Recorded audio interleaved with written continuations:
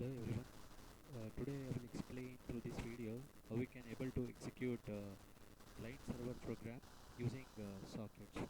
As I said previously, either through phone call or through WhatsApp or through previous videos, where we have to execute experiment number 6 and 7 of part A using Ubuntu software. As I said, you have multiple ways you to have Ubuntu on your in your PC. Either you can install Ubuntu directly in your PC, or you can use VirtualBox. So here VirtualBox, this is the best way. So install VirtualBox, which is once again open source. So click VirtualBox, and once VirtualBox opens, then you will get a machine or virtual machines that has been already been installed using VirtualBox. See here I have installed Ubuntu on VirtualBox, which is running on Windows. So if you want to have a new flavor of operating system running on VirtualBox, then you have to go with a new option, and it is very easy to host an operating system using VirtualBox. The requisite is you should have an ISO file or an image file of an operating system. Then you can go ahead with this. So now I will click on start, so that the Ubuntu operating system will be launched on VirtualBox. Remember, VirtualBox is running under or on Windows operating system only. And wait for a few minutes so that Ubuntu will launch on VirtualBox. So if you want to close this, you can close these notifications. And these are the nothing but the controls that you can use. Suppose if you want to use a pen drive using Ubuntu, then you have to click on this. And for to execute your experiment, you don't need these options.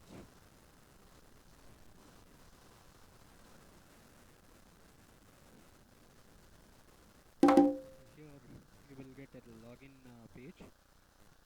So since I have my account, I'm trying to log into my account.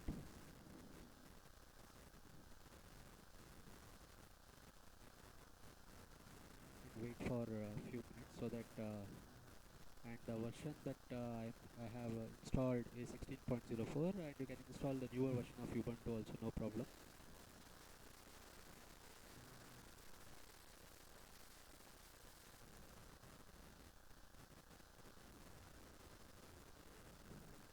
So we shall wait until it loads. Both 6 and 7 experiment has to be executed, as I said, by using Ubuntu. So this is the desktop that by default that you will get once you launch on Ubuntu, and these two are the files that has already been created by myself in order to save the time to show you how to execute client server using socket and client server using FIFO. So this is the root directory. So just click on this. So it will show you the files present in the root directory. And as I said, both the 6th program, where you have to create two programs like client and server. Okay, and the FIFO program, again here you have to create two files like client and server, and almost these two programs has to do the same thing. Means what they have to do is, client has to request a file to the server, and the server program has to respond or it has to respond to that request by sending the content of the file that the client has requested if that file is present in the server side. So in order to demonstrate this, I will create a new document. So see, just observe, this is a way, just right click on the mouse, right click mouse where you want to create a document, go with a new document and click empty document. So by this then double click on this document. So it will use gedit by default. See, as I said, it will use gedit. This is like a notepad similar to Windows where you can type the content. So just I will type the content like hello everyone as a content of this file. Hello everyone. Then I will save. If you want to save this file or any file by using gedit, which then click on save. So here the click on this cross button so that you can close that window.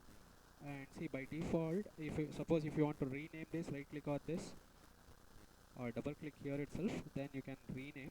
I will rename this file as something test.txt, where .txt is an extension, means I'm making this file as a text file. See, in the same way, see, for example, if you want to create a C program using Ubuntu, exactly we have to do the same thing. Either, as I said, go with a new document and an empty document, choose the empty document and double click on this empty document. Okay, then it will opens the document using gedit. Then you can type C code directly like this, then once you finish the typing task, then you can click on save. For example, I will complete, for the time being I will complete at least one sentence. See, for example, then save it, close this, then here double click here, or you can use a rename option. Okay, in order to give a meaningful name for your file, for example, I will give like a first dot something called C. So dot extensions C makes that file as an C file. And again, if you want to re-edit, or if you want to update or modify the file content, then directly double click on that file, then you can do the changes like this, and then you can click on the save option. So this is the procedure that you have to use in order to create the client server program under Ubuntu. Or you can use VI editor. See, since you people are, we got not able to get sufficient time in this case in order to explain VI editor, so that you can able to so that you can able to use VI editor to carry out this experiment. So for the timing, I think this is the simplest way for you people to follow in order to create a C program under Ubuntu. Okay, fine. With this, we shall start executing the socket program first, then we shall execute FIFO program. See, as I said, both the cases, the aim is the client has to request a file or has to send a request to fetch a content of a file to the server, and the server has to see whether that file is present in that machine. If it is present, then it has to send back to the content of the file to the client. This is what it has to do.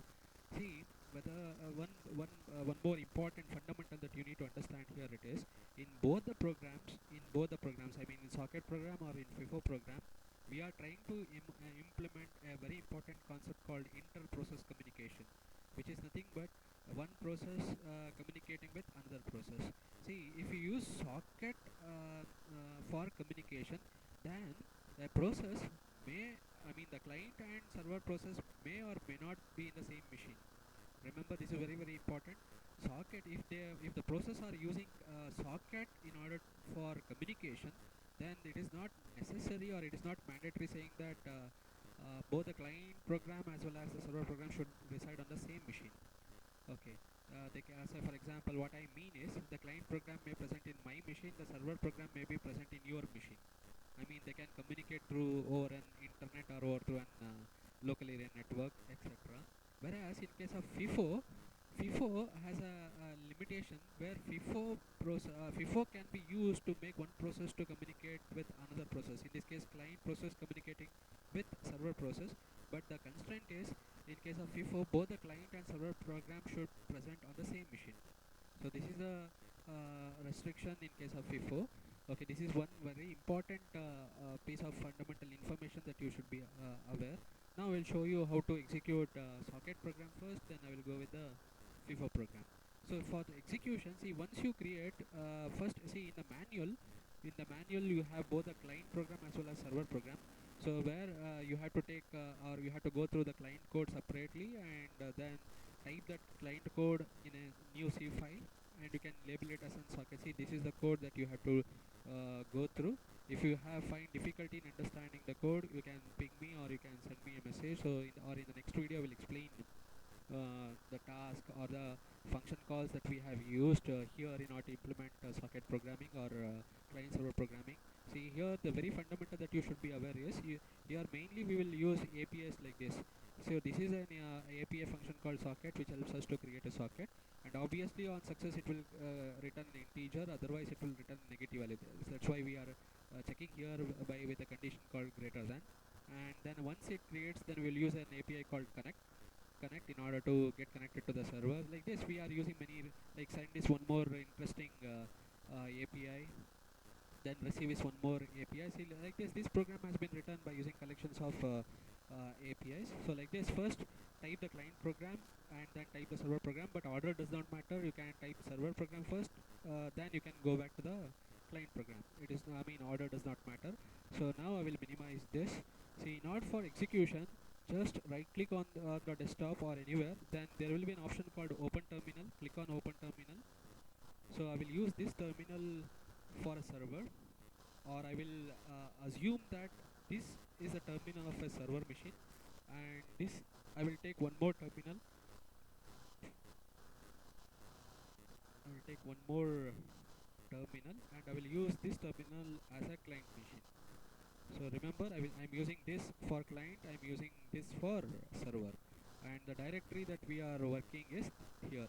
This is the current directory that we are working here. See, remember, see, there is no, for example, for better understanding, I will delete this. Don't worry about this. I will tell you what these two files are. So for the, just observe, the current directory has only C files and text file and some folders. So, and the name of the client program is, or the server program is socket server. Client is socket client. See, remember, now I will explain how to compile the C program under Ubuntu. So you need to use either GCC or CC compiler. Okay, then after that, you can give the file name like socket socket, sorry, socket server dot c. So this is the simplest syntax that you can use in order to compile a C program. And here we are getting a warning because we are using a depreciated functions. Don't worry about this warning, but remember, errors are dangerous. If there is a warning, no problem. So you can continue. So we have successfully compiled a program called socket server. Now we'll go to the directory in which we are working. So you can observe previously a.out file was not there. Now once we compile, the system has generated an output file called a.out. This is the default file that will be generated by the C or C++ compiler. We call this is similar to an executable file in Windows. So if I want to create a file like output file with my I mean with intended name, then we have to use. So I will delete this. I don't want default name. So what I need is, I want to give a separate name. I mean my okay, 1 minute.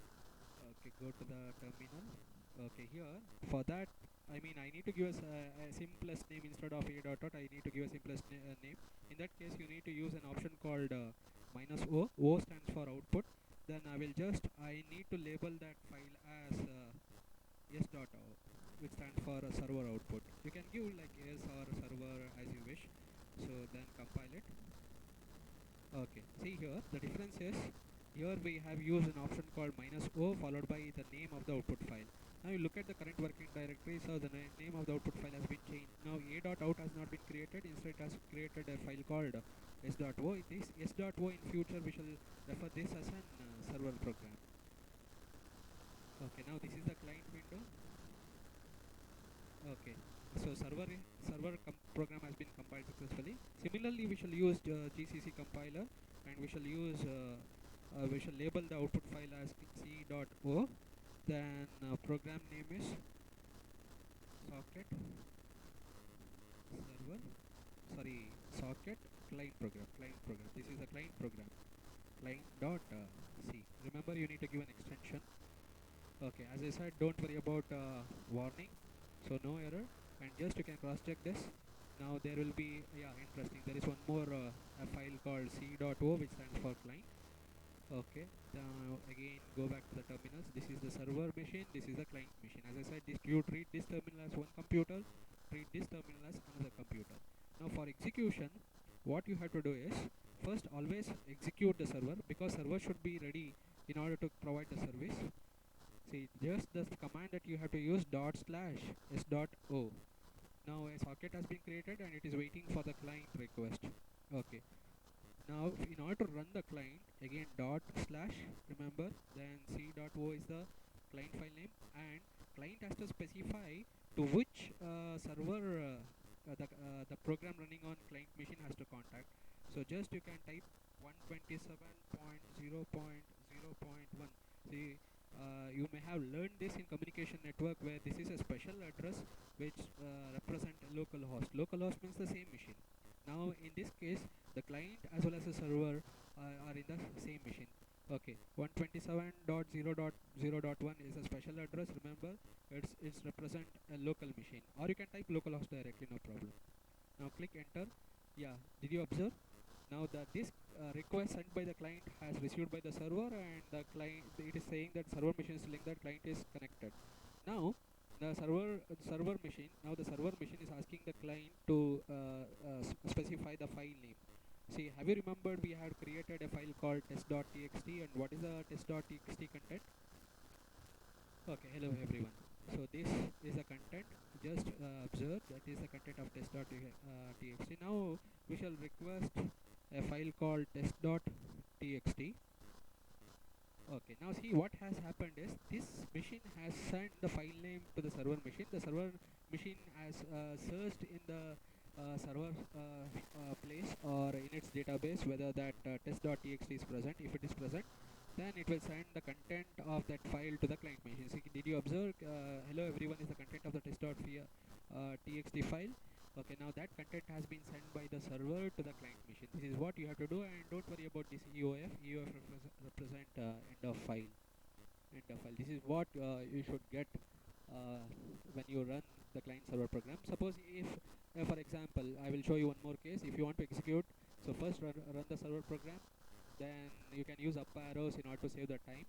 Okay, then request a file. Let us assume I will request a file which is not present, in the directory. Then you should get an empty here. You should get an empty string here. Then I can say it is working for both successful and unsuccessful case.